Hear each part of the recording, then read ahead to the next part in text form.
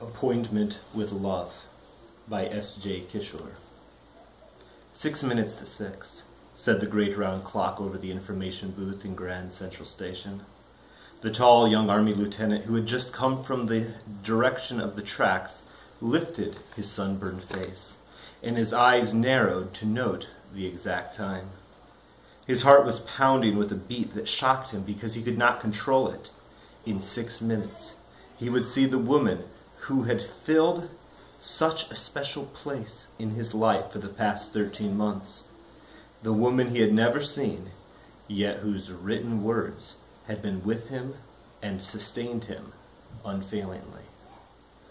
He placed himself as close as he could to the information booth, just beyond the ring of people besieging the clerks.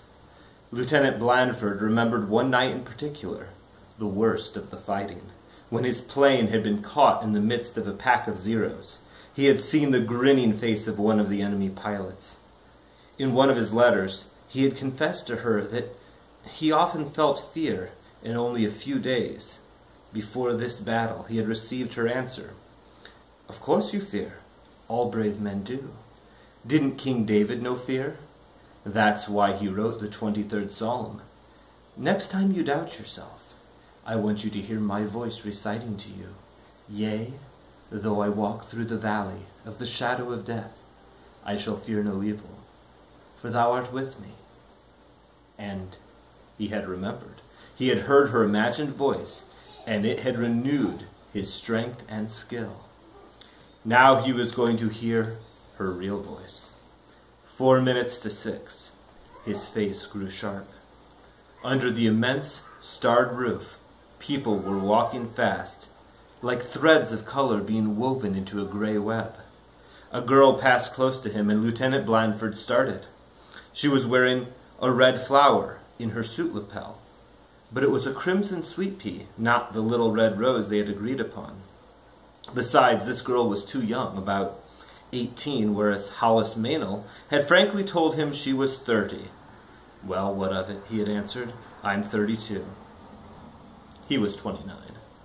His mind went back to that book, the book the Lord himself must have put into his hands out of the hundreds of Army library books sent to the Florida training camp.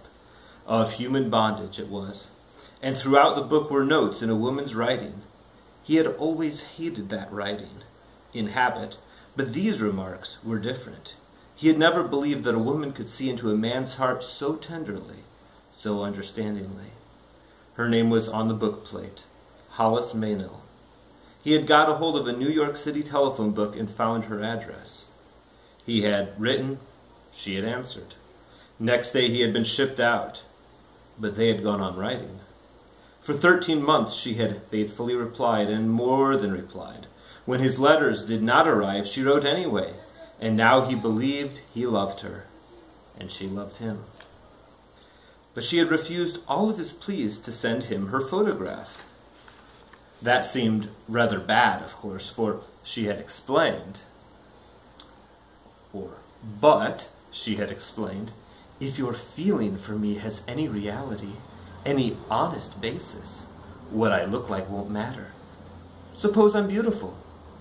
I'd always be haunted by the feeling that you had been taking a chance on just that, and that kind of love would disgust me.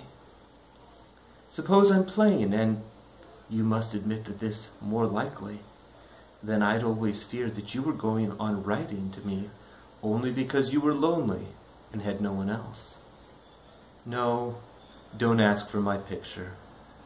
When you come to New York, you shall see me, and then you shall make your decision. Remember, both of us are free to stop or to go on after that, whichever we choose." 1 minute to 6. Then Lieutenant Blandford's heart leapt higher than his plane had ever done. A young woman was coming toward him. Her figure was long and slim. Her blonde hair lay back in curls from her delicate ears. Her eyes were blue as flowers. Her lips and chin had a gentle firmness. In her pale green suit she was like springtime come alive. He started toward her, entirely forgetting to notice that she was wearing no rose. and as he moved, a small provocative smile curved her lips. "Going my way, soldier?" she murmured. Uncontrollably, he made one step closer to her. Then he saw Hollis Maynell. She was standing almost directly behind the girl, a woman well past 40, her graying hair tucked under a worn hat. She was more than plump. Her thick, ankled feet were thrust into low-heeled shoes, but she wore a red rose in the rumpled lapel of her brown coat. The girl in the green suit was walking quickly away. Blandford felt as though he was being split in two. So keen was his desire to follow the girl, yet so deep was his longing for the woman whose spirit had truly companioned and upheld his own. And there she stood. Her pale, plump face was gentle and sensible. He could see that now. Her gray eyes had a warm, kindly twinkle. Lieutenant Blandford did not hesitate. His fingers gripped the small, worn blue leather copy of Human Bondage, which was to identify him to her. This would not be love, but it would be something precious, something perhaps even rarer than love, a friendship for which he had been and must ever be grateful. He squared his broad shoulders, saluted, and held the book out toward the woman, although even when he spoke he felt choked by the bitterness of his disappointment. "I'm Lieutenant John Blandford, and you are Miss Maynell. I'm so glad you could meet me. May I take you to dinner?"